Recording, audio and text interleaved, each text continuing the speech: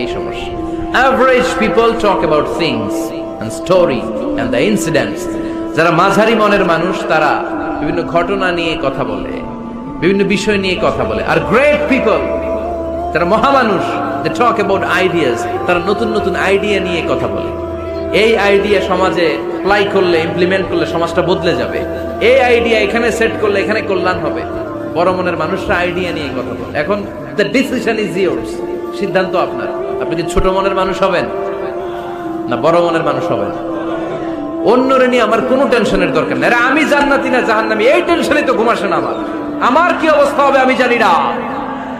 আমি আরেকজনের দোষ খুঁজি, আমি আরেকজনের বদনাম বলি, আমি আরেকজনের পিছু লেগে থাকি। খবরদার, বিশ্বাসী বলে যারা দাবি করে তারা কখনো অন্যের পিছু লাগতে পারে। খেয়াল রাখবেন, কেউ যদি পিছু লেগে থাকে ও আজীবন পিছেই থাকবে।